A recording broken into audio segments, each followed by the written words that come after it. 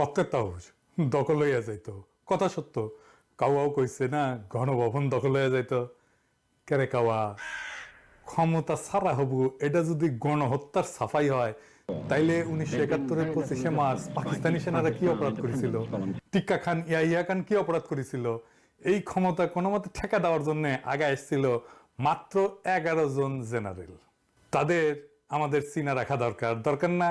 কারণ হাসিনা কইছিল না, তার বইয়ের মধ্যে লিখেছিল না যে এই যে সেনাবাহিনী, বিজিবি, পুলিশ, তাদের পরিবার এই দেশে থাকে। তো আমরা একটু চিনে রাখি, হাসিনার প্লেবুক নিয়ে আমরা খেলি। আপনাদের আগে একটা কথা কইয়া নি, হাতে যতদিন বন্দুক আর কমান্ডে সেনা আছে ততদিন তোমাদের দাম। তারপরে কেউ কালে তোমাদের এইবার তোমাদের তুলিব ফেনা, দেখি কোথাও পাও এততে না। দুনিয়ায় কোনো শুল্টির মধ্যে হান্দায় রক্ষা পাবে না। হাসিনা ক্ষমতায় থাকুক চাই না থাকুক। আসেন আমরা ক্ষণিকের পুত্রগুলারে দেখে নেই, চিনে রাখি আজকের দিনের টিক্কা খান জাউরা কারা ছিল। সেনাবাহিনী তার যতখানি প্রেস্টিজ হারাইছে, গালি খাইছে, ঘৃণা অর্জন করছে, তা এই কয়টার জন্য। যদি শান্তি মিশন জয় বাংলা হয়ে যায় তাহলে এই কয়টার জন্যই হবে। এই কয়টার টাকা পয়সা পাবে, বাড়ি গাড়ি পাবে, হয়তো চিন্তা ছিল ভবিষ্যতে এই মন্ত্রী এমপি হবে। কিন্তু সেনাবাহিনীকে যে পাবলিক সোনাবাহিনী ডাকা শুরু করেছে, নোটির পোলা বলতেছে, এটা কোনোদিন মুছতে পারবেন না। আজ থেকে 10 বছর আগে কল্পনা করতে পারে নাই যে সেনাবাহিনীকে বাংলাদেশের মানুষ মুখ ছুটায় গালি দিবে। ভাবছেন? ভাবেন নাই। আপনাদের বাজেট নিয়ে কথা বলবে, ভাবিছেন? ভাবেন নাই।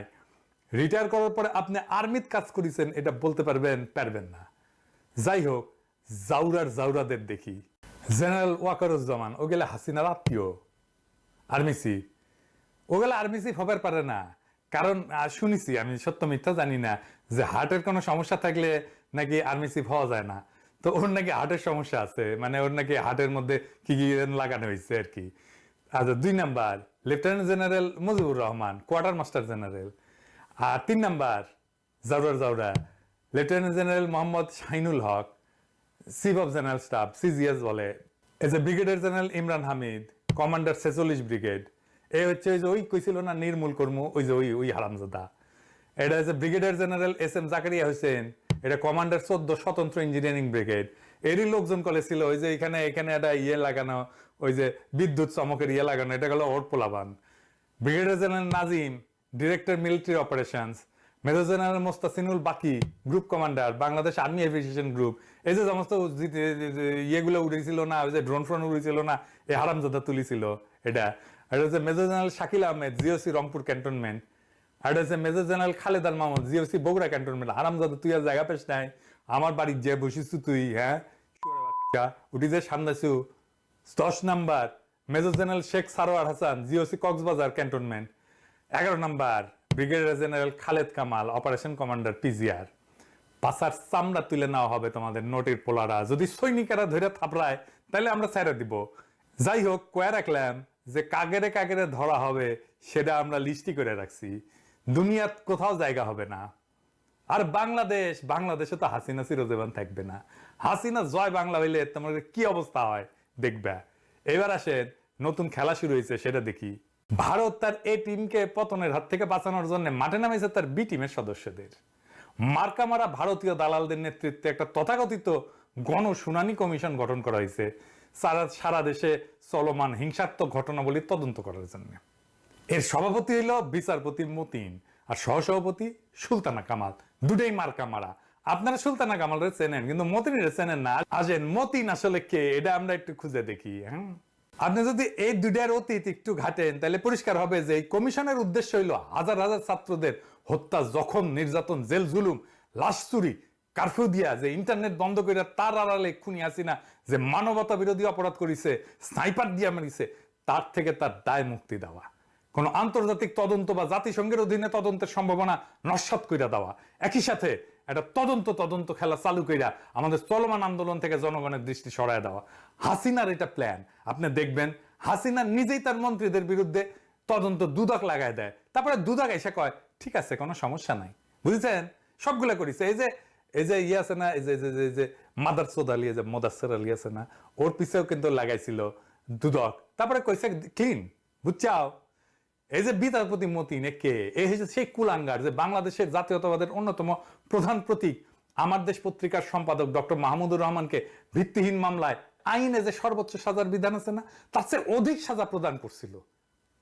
2010 সালের আগস্ট মাসে আপিল বিভাগ 3 দিন ধরে মাহমুদুর রহমানের বিরুদ্ধে একটা আদালত অবমাননার অভিযোগের শুনানি করে।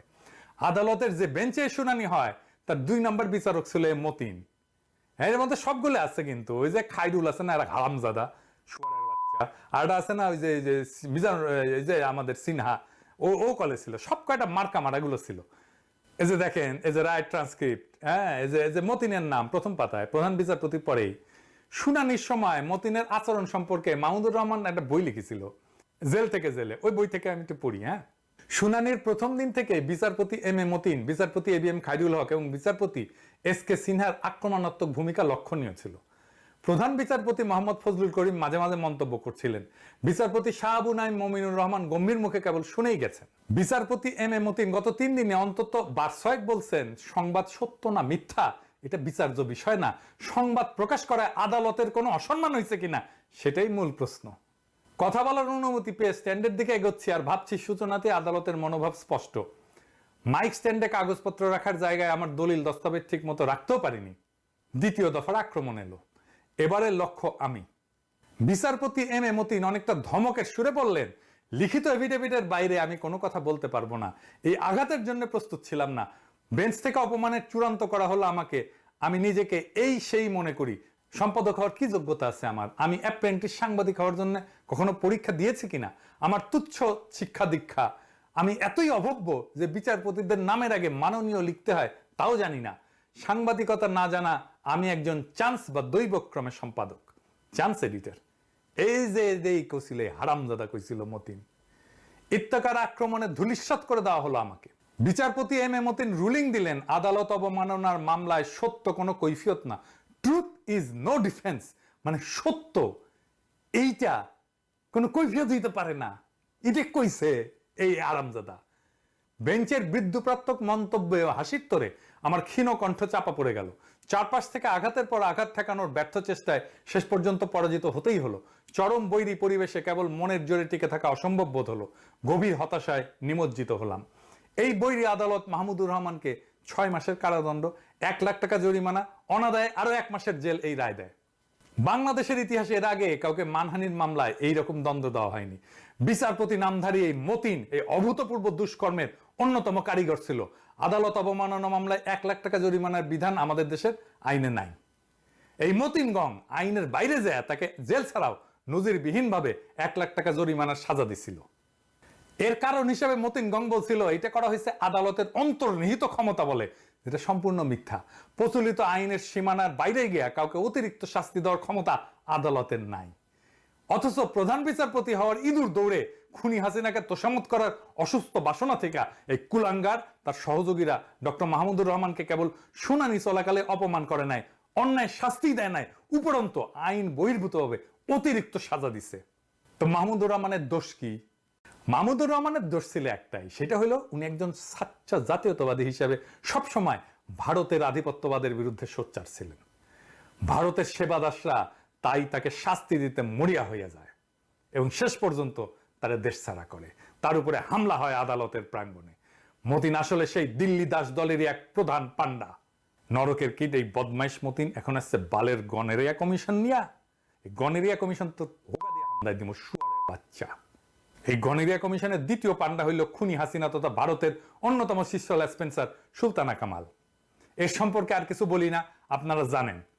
এই গনেরিয়া কমিশন এমন সময় গঠন করা হইল যখন গণখুনি হাসিনা মানবতা বিরোধী অপরাধের বিশ্বাসযোগ্য এভিডেন্স পাওয়া গেছে এবং আন্তর্জাতিক অপরাধ আদালতে তার বিরুদ্ধে মামলা দায়ের করার ভিত্তি তৈরি হয়েছে এবং অনেকেই কাজ করতেছে, সিরিয়াস কাজ করতেছে।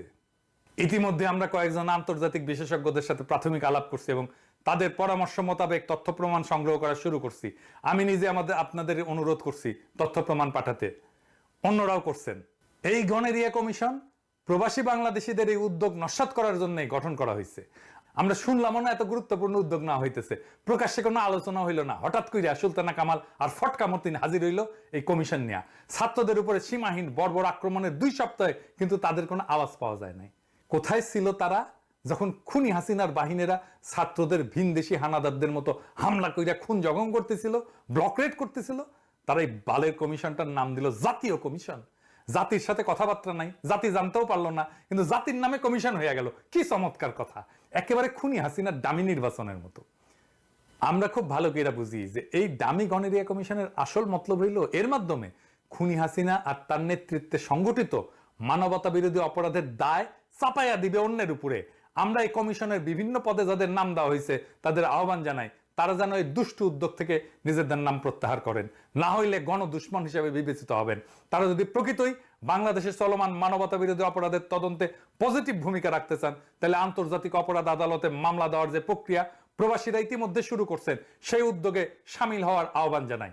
এটা নিয়ে আমি আপনাদের বিস্তারিত জানাবো, কারা এটা করতেছে, কিভাবে হচ্ছে, এটা আমরা জানাবো খুব শীঘ্রই, সম্ভবত এর পরের এপিসোডেই আমি জানাবো। এবং কাজ কিভাবে আগাচ্ছে, কিভাবে আমরা কাজটা করব, সেটাও আমরা জানাবো। এই গণকমিশনকে বলতেছি, যে গণকমিশনে মতিন আর সুলতানা কামাল আছে, সেটা আমাদের কাছে গণেরিয়া কমিশন। এর মধ্যে অনেক ভালো মানুষ আছেন, আমি অনেককেই ব্যক্তিগতভাবে চিনি। আপনাদেরকে আমি আহ্বান জানাবো, এই কমিশন থেকে নিজেদের নাম প্রত্যাহার করেন, অথবা এই দুইজনকে পাছায় লাথি দিয়ে বের করে দেন। এদের সাথে নিয়ে কাম শুরু করলে আমি কিন্তু পাছার চামড়া লাল করে দেবো সবারই। সরি করার টাইম পাইবেন না কেউ, আমি চিনি বা না চিনি, যতই ভালো মানুষ হন না কেন। আমার ক্ষুদ্র ভ্রাতার ভগিনীদের কইলে গণেরিয়া কমিশন একদম পশ্চাতে হামদায় দিবে। এর মধ্যে আমরা আবার দেখতে পেলাম আর একটা কাহিনী, কিচ্ছা। কিসে কিচ্ছা? সোহেল তাজ হঠাৎ করে উদয় হয়েছেন। একদিন এত বিকট গোলাগুলির মধ্যে নাকে তেল দিয়ে ঘুমাইতেছিলেন, বডি বিল্ডিং করতেছিলেন। বালের বডি বিল্ডিং করো। শেখ সেলিম পার্কিনসনের রোগী, শালা কথা কইতে মাথা কাঁপে, হাত কাঁপে। সে মিয়া তোমারে থাবড়ায়, আর তুমি বডি নিয়ে সে থাবড়া খাইয়া ঠাসি খাইয়া অভিমানে মন্ত্রিত্ব ছেড়ে দাও। ওই তো তোমার পৌরুষ। এখন জায়গায় উঠে পৌরুষ জায়গায় উঠছে, তাই না? সোজা চলে গেলা ভাতের হোটেলের আরুনের কাছে, না নাস্তা খাইতে না। সে গেল তার হঠাৎ জাগ্রত বিবেকের তাড়নায় আন্দোলনের 6 জন সমন্বয়কদের খোঁজ নিতে। নিজের সম্মানের খোঁজ নাই, আরেকজনের খোঁজ নিতে গেছে। আচ্ছা সোহেল তাজ, বুঝলাম আপনার বিবেক আছে, কিন্তু আপনি কি বুদ্ধিও হারায় ফেলছেন? এককালে তো স্বরাষ্ট্র প্রতিমন্ত্রী ছিলেন, এই হারুন ফারুনদের বসের বস ছিলেন। আপনি কি জানেন না যে হারুন চলে খুনি হাসিনার নির্দেশে? আপনি কেন তাহলে হারুনের কাছে যাবেন? আপনি তো যাবেন খুনি হাসিনার কাছে। অন্তত পক্ষে আপনার বোন, যিনি দামি নির্বাচনে এমপি হয়ে এখন খুনি হাসিনার একজন প্রতিমন্ত্রী, সেই অর্থে তার অপকর্মের দোষর। আপনি তো তার কাছে যাইতে পারতেন, আপনার বোনের কাছে না। আপনি গেলেন হারুনের ভাতের হোটেলে। মানে আপনি কি বাংলাদেশের মানুষের বেকুব ভাবছেন? হ্যাঁ, আপনি তো মিয়া প্রকৃত অপরাধী হাসিনাকে তার অপরাধ কর্মের দায় থেকে আলাদা করার জন্য হারুনের ওখানে গেছিলেন। আমি যদি বলি হারুনকে ফাঁসিতে গেছিলেন, তাহলে কি ভুল হবে? আর সেই সাথে আপনার তুলনামূলক ক্লিন ইমেজ ব্যবহার করে জনগণকে এই ধারণা দেওয়ার চেষ্টা করেছেন যে আওয়ামী পরিবারের সবাই খারাপ না, আওয়ামী পরিবারের সব কটা জাউরা, 2 জেনারেশনের খানদানি জাউরা, আপনি সহ। খামাখা টাইম নষ্ট করেন না। আপনার নিজের বোন যখন খুনি হাসিনার দোষর, তখন আপনি তো নিজেকে আওয়ামী লীগের হিউম্যান ফেস হিসেবে বিশ্বাসযোগ্যভাবে উপস্থাপিত করতে পারবেন না। বরং পাবলিক বুঝা যাবে যে আপনি হইতেছেন ভারতীয় বি টিমের একটি ইম্পর্টেন্ট পার্ট। আপনার বাপও তাই ছিল। যাই হোক, ওইটা নিয়ে আর আমরা কিছু বলতে চাই না। আপনি কি বুঝতে পারতেছেন যে খুনি হাসিনার দিন শেষ, নাকি এখন আপনি ঘুমন্ত? আমরা ডাইনিকে টেনে নামাবই, আন্তর্জাতিক অপরাধ আদালতের কাঠগড়ায় তাকে তুলে ছাড়বই। আপনারা তাকে কিছুতেই বাঁচাইতে পারবেন না। এই ডাইনির পতনের সাথে সাথে ভাসানী সোহরাওয়ার্দীর হাতে গড়া ঐতিহ্যবাহী দল আওয়ামী লীগের রাজনৈতিক অপমৃত্যু ঘটবে, যেটা হয়েছিল মুসলিম লীগের ভাগ্যে। একই সাথে এদেশের উপর ভারতের সীমাহীন আধিপত্যের ইতি ঘটবে। আপনি আমেরিকায় তো ভালোই ছিলেন, ওইখানে ফিরে যান। খামোখা কেন হারুন ফারুনদের অফিসে ঘোরাঘুরি করে জুতার তলা ক্ষয় করবেন? জনগণের সন্দেহ আর দুর্নাম কমাবেন। আপনি গালি খাবেন, আপনার বাপও, মরা বাপও গালি খাবে, যাকে আমরা গালি দিতে চাই না আর কি। তবে যাওয়ার আগে আপনি একটা কাজ করতে পারেন, কিন্তু আপনার ভারতীয় বন্ধুদের এই কথাগুলো বুঝায় বলেন, এতে ওদেরই মঙ্গল। এইবার এক শহীদের গল্প দিয়ে শেষ করি, খুবই মর্মান্তিক গল্প। শুভশীল আশুলিয়ার চক্রবর্তী এলাকায় কেএসি ফ্যাশন লিমিটেডের সুইং অপারেটর পদে কর্মরত ছিলেন। ঝিনাইদহ জেলার সদর থানার মনোরিয়া গ্রামের বিকাশ শীলের ছেলে। পরিবারের সঙ্গে আশুলিয়ায় জিরানি বাজার এলাকায় একটা ভাড়া বাসায় থাকতেন। পরিবারের 2 ভাইয়ের মধ্যে শুভই ছিলেন ছোট। গত 20 জুলাই বিকালে ঢাকায় সাভারে সংঘর্ষের সময় গুলিবিদ্ধ হন শুভ। পরবর্তীতে চিকিৎসাধীন অবস্থায় 23 জুলাই ভোর 5:04 দিকে শুভর মৃত্যু হয়। ঘটনার আগের দিন ধামরায়ে মামার বাসায় বেড়াতে যান শুভশীল। পরদিন 20 জুলাই শনিবার বিকাল 4টা নাগাদ মামার বাসা থেকে বের হয়ে আশুলিয়ার জিরানির নিজের বাসার উদ্দেশ্যে রওনা হন শুভ। পথিমধ্যে সাভার বাসস্ট্যান্ড এলাকায় পুলিশের সঙ্গে আন্দোলনকারীদের সংঘর্ষের মধ্যে আটকা পড়েন তিনি। এ সময় গোলাগুলির মধ্যে প্রাণ বাঁচাতে পাশের একটা মার্কেটে আশ্রয় নেন শুভ। পরিস্থিতি কিছুটা স্বাভাবিক হলে বাইরে তাকিয়ে পরিস্থিতি বোঝার চেষ্টা করেন তিনি। এ সময়ই তাকে রাস্তায় ফেলে পেটে বন্দুক ঠেকিয়ে গুলি করা হয়। গুলিবিদ্ধ হওয়ার পর শুভ ওই অবস্থাতেই রাস্তায় পড়ে থাকা অবস্থায় মায়ের নম্বরে ফোন দেয়। তখনও শুভর জ্ঞান ছিল। মায়ের ফোন ছিল তখন তার দাদার কাছে। শুভর দাদা ফোন রিসিভ করলে শুভর সেই মুহূর্তের কথাগুলো ছিল এরকম: দাদা, আমি তো শেষ, আমাকে গুলি করছে দাদা, অনেক কাকুতি মিনতি করছি, আমার কোনো কথা শোনেনি, বলছি আমি গার্মেন্টসে চাকরি করি, তাও আমার কলার ধরে রাস্তায় টেনে এনে পেটে বন্দুক ঠেকিয়ে গুলি করেছে দাদা। শুভশীলের মা সাধনাশীল, সেও আর এক গার্মেন্টস কর্মী। তিনি হাসপাতালে শুভর সাথে তার শেষ কথাগুলো এভাবেই বলেন: হাসপাতালে গিয়ে দেখি আমার বাচ্চাটা বেডে পড়ে কাতরাচ্ছে, কান্দা কান্দা কয়, মা আমি আর বাঁচব না। হাসপাতালের বেডে শুয়ে একটু জল চাইছিল বাচ্চাটা আমার কাছে, বলছিল, মা আমাকে একটু জল দাও। খুব কষ্ট হচ্ছে মা, আমার শরীর অবশ হয়ে আসতেছে, আমি মনে হয় আর বাঁচব না মা, শেষবার একটু জল দাও মা। আমি আমার বাচ্চাটার মুখে শেষবার এক ফোঁটা জলও দিতে পারিনি। ডাক্তারদের অনেক অনুরোধ করছি, ডাক্তাররা বলছেন জল দেওয়া যাবে না। সেই যে গেল অপারেশনের থিয়েটারে, আর আমার ছেলেটা ফিরল না। আমার ছেলের পেট ফুটা হয়ে গুলি ঢুকে আর এক দিক দিয়ে বের হয়ে গেছে। কি কষ্টটাই না হয়েছে আমার মানিকের।